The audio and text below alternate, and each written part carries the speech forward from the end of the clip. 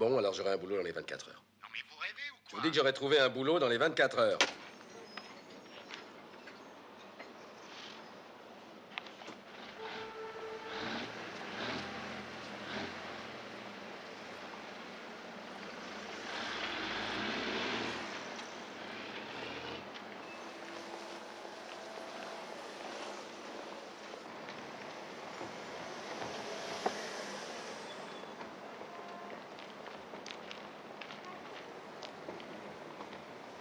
Vous vous rendez bien compte que c'est la plus mauvaise époque de l'année pour un demandeur d'emploi, c'est la période des fêtes. Je suis persuadé qu'on vous trouvera un poste vers mi-février, début mars au plus tard. Ça va pas, ça. Il me faut un boulot dans les 24 heures. Monsieur Kramer, dois-je vous rappeler qu'on est le 22 Oui, décembre? ça, je sais qu'on est le 22. Consultez plutôt votre fichier, là.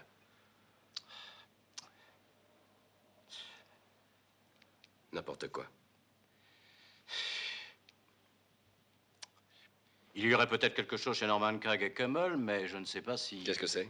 Ouf, quelque chose au service graphisme. Parfait. Il faudra vous remettre à la planche. Parfait. C'est un sérieux recul. Et au point de vue salaire, c'est à peu près 5 000 $ de moins par an. Non, à mon avis, vous feriez mieux de postuler après le premier. Écoutez, faites-moi plaisir, appelez messieurs Norman, Craig et Kummel. Prenez-moi rendez-vous pour aujourd'hui, à 16h juste. Mais enfin, c'est le vendredi avant les fêtes de Noël, oui, monsieur. je sais seulement, c'est quand même un jour ouvrable. Mais enfin, personne ne va vouloir vous Bon, répondre. alors écoutez, vous leur téléphonez ou bien c'est moi. Et si c'est moi qui les appelle, vous n'aurez pas de commission. Deux. Eh, vous alors, vous êtes gonflé. Comme vous dites.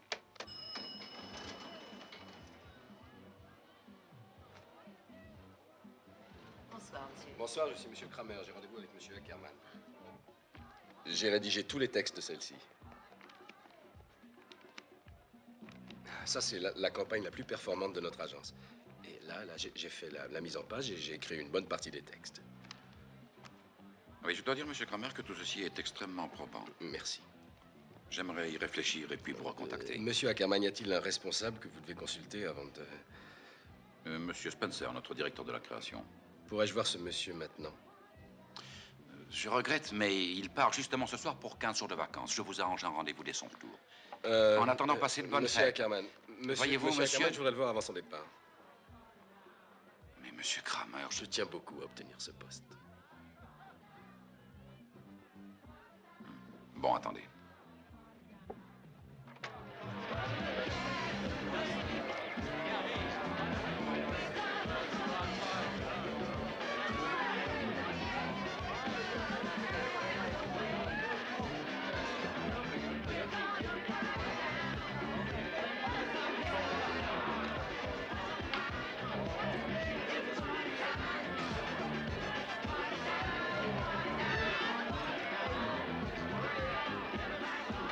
Monsieur Kramer, monsieur Spencer. Enchanté.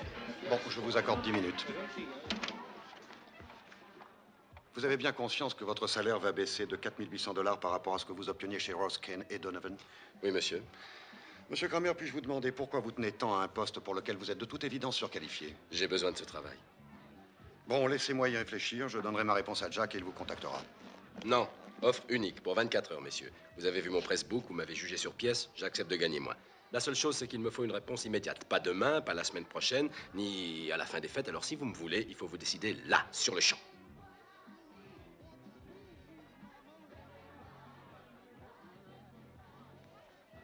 Monsieur Kramer, pouvez-vous nous laisser quelques minutes? Absolument.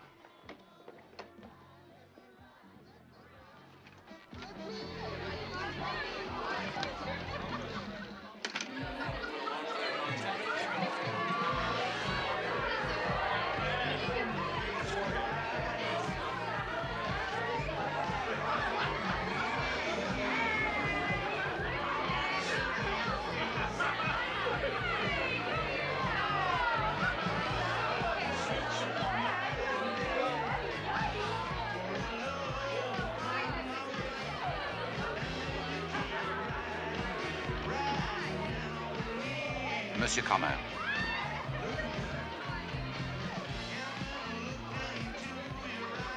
Monsieur Kramer, affaire conclue, vous êtes engagé. Félicitations. C'est vrai, ça? Non, il plaisante. Pas du tout, mon cher collègue. Merci. Merci encore.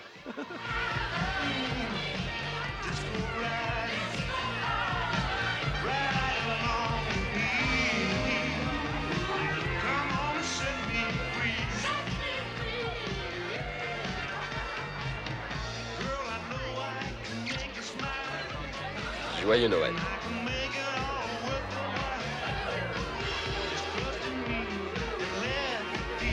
Mais inversement, je voudrais savoir où il est écrit qu'une mère apporte plus à son enfant simplement parce qu'elle est une femme.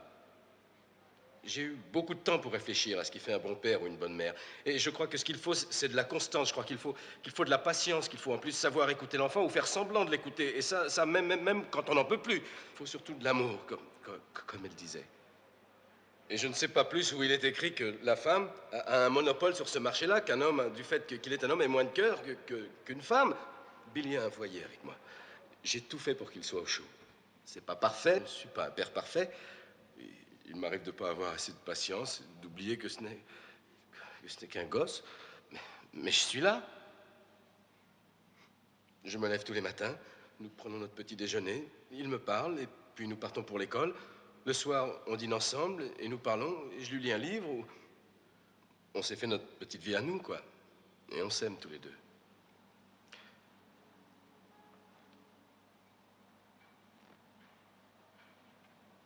Si vous détruisez ça, ça pourrait bien être irréparable.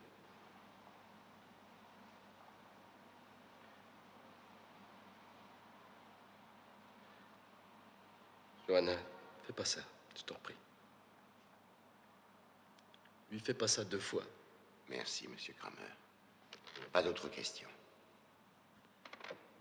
Monsieur Kramer, depuis quand travaillez-vous dans la publicité? Depuis que j'ai quitté le lycée, non, l'université, je veux dire.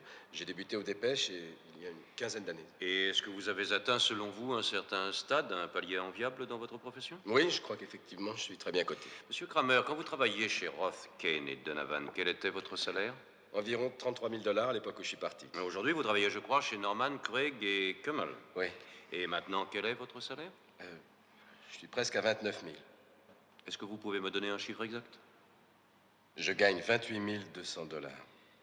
28 200 $. Eh bien, monsieur Kramer, vous êtes bien le seul qui fasse autant d'efforts pour gravir à reculons l'échelle du succès. Je proteste. Monsieur le Président, j'entends que la remarque du Conseil ne figure pas au procès-verbal. Retenez. Monsieur Kramer, n'est-il pas vrai qu'on vous a renvoyé de votre ancienne agence? On m'a laissé partir. Fort bien. Voulez-vous alors dire au tribunal pourquoi on vous a laissé partir? Divergence de vues et d'opinion sur la politique maison. Monsieur Kramer, n'est-il pas vrai que votre agence a perdu un budget de la plus haute importance par votre négligence? Je proteste. Votre honneur, je m'efforce de préciser le profil du témoin au plan professionnel. Il se prétend compétent, mais il se fait renvoyer. Accordé, maître.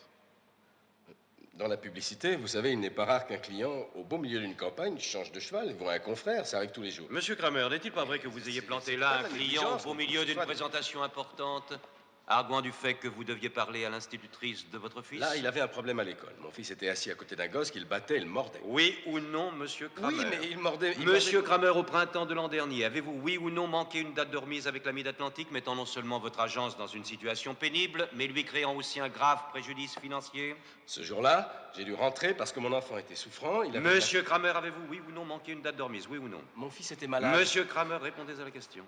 Mais j'essaye de répondre à la question, ce n'est pas oui ou non. Moi, j'étais là dans mon service. Monsieur Kramer, et lui, oui ou il non? avait 40 de fièvre à la maison et il était au lit, tout en âge. Je suis rentré pour être avec mon gosse. Qu'est-ce que vous auriez fait? Monsieur Kramer, je vous enjoins de vous reprendre, sinon je vous condamne pour outrage à magistrat.